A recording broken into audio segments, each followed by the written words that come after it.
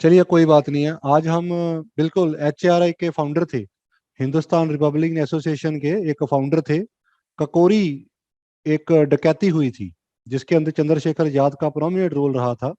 और superintendent of जो SP थे, सुप्रिंटेंडेंट ऑफ पुलिस, और सौंडर, SP सौंडर जो थे उनको भी जब मारा गया था तो उनमें भी इनका प्रोमिनेंट नाम आते जाता था।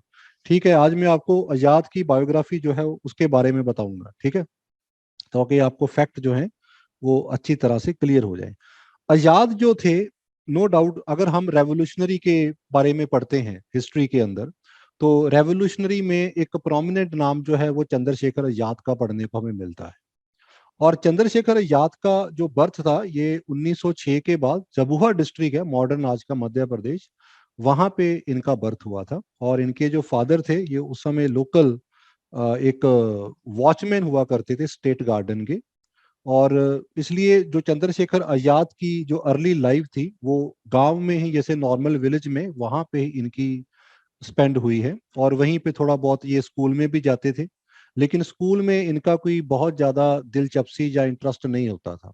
अक्सर बच्चों के साथ खेलने कूदते में टाइम जैसे होता है उसमें स्पेंड ज्यादा करते थे, लेकिन कोई बहुत ज्यादा रुचि जो थी एजुकेशन में या इन सब चीजों में इनकी नहीं थी। धीरे धीरे चंद्रशेखर थोड़ा अपनी विलेज बेस्ड लाइफ से ऐसे होता है कि बोरियत महसूस होनी शुरू होगी, थोड़ा बोर होना फील करते लगे। और then he decided at the age of 14, एक दिन बिना अपने घर वालों को, पेरेंट्स को कुछ भी बताए, ये अपना घर बार छोड़ के इधर काशी, वाराणसी आ गए। लेकिन एक लेटर इन्होंने अपने घर वालों को बाद में भेज दिया था कि भाई मैं इधर आ गया हूँ काशी में, और यहाँ पे मैं बिल्कुल ठीक हूँ, तो मेरे बारे में कोई आपको बहुत चिंता करने की जरूरत नहीं है। तो इसलिए ये काशी इनका एक मेजर सेंटर रहा है, क्योंकि यहाँ पे इन्होंने संस्कृत की पढ़ाई जो थी वो यहाँ पे करनी शुरू की। और क्योंकि काशी में इनका रहना खाना पीना जो था उस समय फ्री हुआ करता था, तो इसमें वहाँ पे चंद्रशेखर आजाद को कोई मेजर प्रॉब्लम नहीं थी अपनी रहने के लिए और बाकी चीजों के लिए। कहते हैं कि इनका जो, जहाँ पे ये रहा करते थे, ये वाराणसी का एक फेमस टेम्पल है, बतुकनाथ टेम्पल। तो बतुकनाथ टेम्पल के पास ये कमाचा लोकेलिटी है। तो यहाँ पे बिल्कुल मंदिर के पास इनका कमरा हुआ करता था, जहाँ पे ये बहुत रहा करते थे। अभी तक ये एक नॉर्मल पर्सन जैसे होते हैं। ऐसी कोई खास आइडेंटिटी चंद्रशेखर आजाद को इस समय अभी नहीं थी। इनकी आइडेंटिटी बनती है जब ये नेशनल मूवमेंट का हिस्सा बनते हैं। अब नेशनल मूवमेंट का हिस्सा कैसे बनते हैं कि 1920 के पास, जब महात्मा गांधी उस समय नॉन कॉपरेशन मूवमेंट को स्टार्ट करते हैं, तो उस मूवमेंट के अंदर तकरीबन हर किसी ने पार्टिसिपेशन किया था, चाहे कोई रेवोल्यूशनरी था या नहीं था, बिलीव करता था या नहीं करता था अलग बात है, लेकिन नॉन कॉपरेशन मूवमेंट के अंदर सभी ने पार्टिसिपेशन किया था। इस नॉन कॉपरेशन मूवमेंट के चलते ही चंद्रशेखर आजाद को पहली बार जो था उस समय, जैसे शॉप्स वगैरह उस समय बंद कराई जाती थी, जहां पे लीकर, जैसे लीकर शॉप हो गया या any shop that is selling the foreign goods, तो वो बंद करवाई जाती है जबरदस्ती। तो उसके अंदर पहली बार जो था चंद्रशेखर आजाद को अरेस्ट किया गया। इनको अरेस्ट करने के बाद इनको मजिस्ट्रेट के सामने पेश किया गया, जहां पे मजिस्ट्रेट ने जब इनका नाम पूछा तो इन्होंने हंस के आगे से जवाब दिया कि मेरा नाम आजाद है। और फादर का नाम पूछा तो कहा कि उनका नाम फ्रीडम है। और घर का पता पूछा तो इन्होंने कहा कि वो जेल है।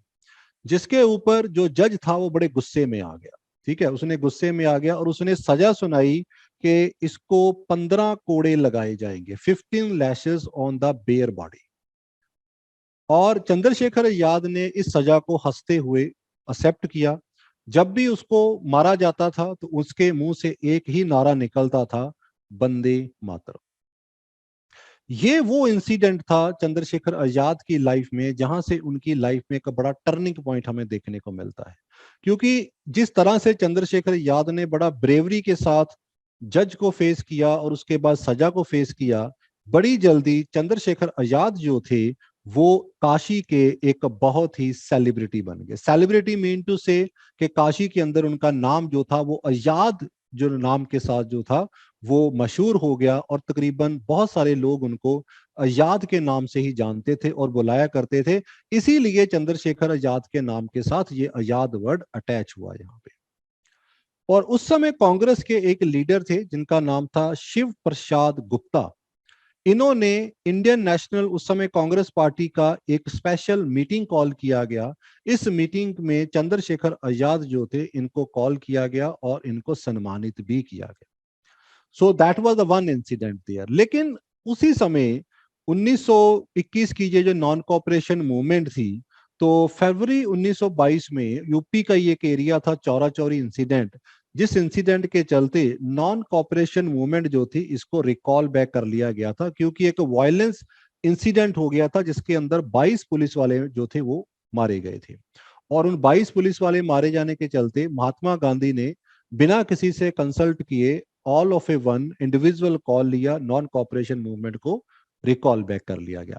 That was a very bigger setback for every major participant in the non cooperation movement. वो चाहे किसी भी स्कूल में था, चाहे वो एक्सट्रीमिस्ट था, चाहे मॉडरेट था, किसी भी आइडियोलॉजी को बिलोंग करता था। इसलिए जो लोग रेवोल्यूशनरी आइडियोलॉजी को सपोर्ट करते थे, for example Chandrashekhar Azad, they were not different from it, वो भी इसका पार्ट एंड पार्सल थे। इनको भी बहुत सेटबैक लगा और एक बार फिर ये जो लीडर थे इनको लगा कि भाई अगर हमें रेवोल्यूशन लेना, अगर हमें आजादी लेनी है तो हमें रेवोल्यूशन का जो मीडियम है उसको ही चूज करना होगा। हम गांधीयन मेथोडोलॉजी में हम बिलीव नहीं कर सकते। तब जाके कुछ लीडर इकट्ठा होते हैं जिनके अंदर प्रोमिनेंट नाम होते हैं, जैसे अशफाक उल्ला खान, ठीक है, उसके बाद सचिंदर सन्याल, ये बंगाल के इंपॉर्टेंट लीडर थे। दे टुक द कंसल्टेशन विद लाला हरदयाल जो गदर पार्टी के लीडर हुआ करते थे। उनसे कंसल्टेशन करने के बाद एक ऑर्गेनाइजेशन बनाई गई जिसका नाम था हिंदुस्तान रिपब्लिकन एसोसिएशन। 1925 के बाद एसोसिएशन बनाई गई थी। आजाद, जो चंद्रशेखर आजाद थे, he was one of the founder member of the Hindustan republic association. और इस एसोसिएशन का मीडियम ये था to bring the revolution in the country and to get freedom for India. अब रेवोल्यूशन लाने के लिए they need money, they need funding, जिसके लिए एचआरए ने उस समय के जो कुछ लोकल एरिया हुआ करते थे वहां पे जो जैसे कुछ ऑफिसर थे जहां घर थे उनको लूटा गया, लेकिन that was not substantial money कि उसके साथ कितना बड़ा काम किया जा सकता था। तो तब इनके द्वारा एक प्लान किया गया कि ककोरी, लखनऊ और ककोरी का एक जो रेलवे ट्रैक था, तो यहाँ पे ककोरी नाम का एक स्टेशन आता है जहां पे एक ट्रेन को लूटा गया 1925 में। इसके अंदर काफी लोग शामिल थे, 15-20 लोगों का प्रोमिनेंट नाम इसके अंदर आता है, जिसके अंदर अशफाक उल्ला खान का नाम आता है, सचिंदर सन्याल का नाम आता है, रोशन सिंह का नाम आता है और आजाद का नाम भी इसके अंदर आता है। इन्होंने ककोरी के अंदर ये जो किया, इसके अंदर एक पैसेंजर को गोली भी लग गई थी और उसकी डेथ भी हुई थी। लेकिन पैसा तो मिला इनको, लेकिन वो इतना ज्यादा नहीं था जितना कि इन्होंने एक्सपेक्ट किया था। लेकिन उसके बाद जो ब्रिटिशर थे, they started arresting all the person, तकरीबन सभी लोग अरेस्ट कर लिए गए थे। अशफाक उल्ला खान, रोशन सिंह, इन सबको फांसी की सजा हो गई थी। बाकी के 15-16 जो थे इनको लाइफ इम्प्रिजनमेंट सेंड कर दिया गया और इनमें एक इनका अप्रूवर भी बन गया था, बनवारी लाल, वो एक अप्रूवर बन गया था, तो उसने सबके नाम बता दिए थे। लेकिन आजाद अभी तक अरेस्ट नहीं हुआ। चंद्रशेखर आजाद की सबसे बड़ी चीज ये रहती थी कि यह भेष बदलने में एक्सपर्ट होता, तो ये भेष बदल के किसी न किसी फॉर्म में रहा। लेकिन चंद्रशेखर आजाद इस केस में नाम जरूर आ गया था, लेकिन उसको पकड़ा नहीं जा सका। चंद्रशेखर आजाद जो था वो किसी न किसी छुपते छिपाते जो थे बचता रहा। Then come the important Lahore conspiracy case आ जाता है, जो भगत सिंह और सबके साथ भी कोरिलेट करता है। जहां पे 1926 के बाद हम देखते हैं कि Bhagat Singh, all this people, they also join HRA. और एचआरए को ज्वाइन करने के बाद इसका नाम भी बदला जाता है, जिसके अंदर इसको नाम रखा जाता है हिंदुस्तान सोशलिस्ट रिपब्लिकन एसोसिएशन।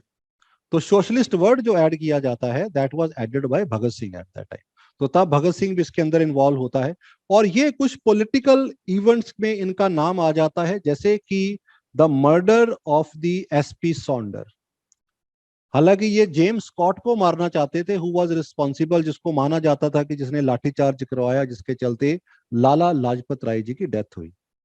लेकिन गलती से उस दिन जेम्स स्कॉट तो नहीं आया, उस दिन एसपी सॉन्डर जो था वो इसके अंदर जो था उसकी डेथ हो जाती है। उसके अंदर भी चंद्रशेखर आजाद जो था उसका नाम जो है इसके अंदर प्रोमिनेंट केस में आया था। तो इस तरह से जब ये केसेस आते हैं तो उससे हम थोड़ा भगत सिंह का, जब हम असेंबली में बॉम्ब फेंका जाता है, अरेस्ट होती है, तो ये सारे केसेस जब इकट्ठे होते हैं लाहौर कॉन्स्पिरेंसी केस के अंदर, तो एचएसआर के बहुत सारे रेवोल्यूशनरी जो हैं one one one way another way they all get arrested. जहां तो वो मारे जाते हैं, जहां वो अरेस्ट हो जाते हैं, और जहां उनका जो है वो यहाँ पे हैंग कर दिया जाता है। अब इसके चलते लाहौर कॉन्स्पिरेंसी के चाल हम देखेंगे कि हिंदुस्तान सोशलिस्ट रिपब्लिक एसोसिएशन की जो एक्टिविटी थी उसके ऊपर बहुत बड़ा इफेक्ट पड़ा था। क्योंकि चाहे भगत सिंह था, राजगुरु, सुखदेव, जितने भी लोग थे, दे वर ऑल बिहाइंड दी बार। सिर्फ चंद्रशेखर आजाद ऐसा था जो अभी भी बाहर था, जिसको अभी अरेस्ट नहीं किया गया था। जिसके चलते चंद्रशेखर आजाद जो था, इसने एक बार फिर एचएसआर को खड़ा करने की कोशिश की, और इसके लिए इसने सीक्रेटली ग्रुप बनाने की कोशिश की, कोई नए रिक्रूट ज्वाइन किए गए, और पॉलिटिकल असैसिनेशन में ही try to assassinate viceroy Lord Irwin at that time. 1929 के पास एक इनकी स्पेशल ट्रेन से जब दिल्ली आ रहे थे यहाँ पे वायसराय, तो इनकी ट्रेन के पास बॉम्ब लगाए गए थे। हालांकि उसके अंदर वायसराय तो बच जाते हैं, but that was the major assassination attempt that has been done over the viceroy at that time. उसमें भी इनका नाम आता है।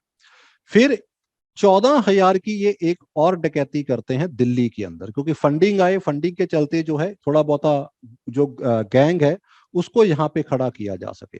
जब ये बॉम्ब ब्लास्ट हुए, डकैती हुई, लाहौर कॉन्स्पिरेंसी केस, ये सारे केसेस चल रहे थे, तो पुलिस गॉट द इंफॉर्मेशन, तो उन्हें पता चला भी अभी एक मेजर लीडर इस ऑर्गेनाइजेशन का बाहर है, जिसका नाम है चंद्रशेखर आजाद।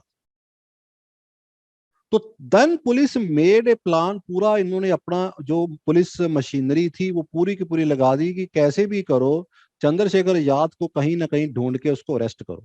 और इसके लिए हम यहाँ पे देखेंगे कि दिल्ली के अंदर ही जब इसका एक कोई खास ट्रस्टेड पर्सन जब पकड़ा गया, तो दिल्ली के अंदर एक बहुत बड़ा इनको पुलिस को यहाँ पे जो एमुनिशन वो सब चीजें मिली, जो जिससे जो पुलिस थी उनको लगा कि चंद्रशेखर आजाद जो है ये शायद बहुत बड़ी किसी प्लानिंग में चल रहा है, तो अब इसको पकड़ना हमारे लिए और भी जरूरी हो गया। अब दिल्ली से एक बार चंद्रशेखर आजाद फिर भाग गया, ये अभी तक फिर नहीं हाथ में आया। ये यहां से फिर भाग जाते हैं, और यहां से भाग के जो किस तरफ आ जाते हैं, ही केम टूवर्ड द पंजाब।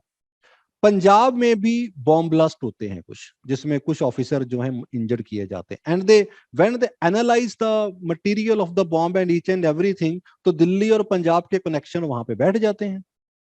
तो उनको लगता है कि हो ना हो चंद्रशेखर आजाद जो है वो इस समय पंजाब में ही है, जिसके लिए जो सर्च है वो और भी ज्यादा तीखी कर दी जाती है।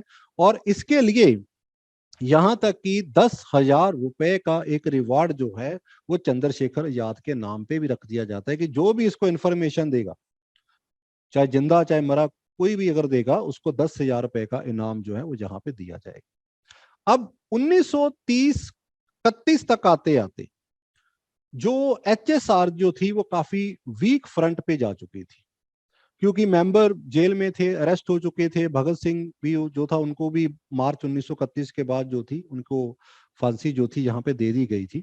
सो at that time there was a one meeting जो चंद्रशेखर आजाद की जवाहरलाल नेहरू से हुई है, फरवरी 1925।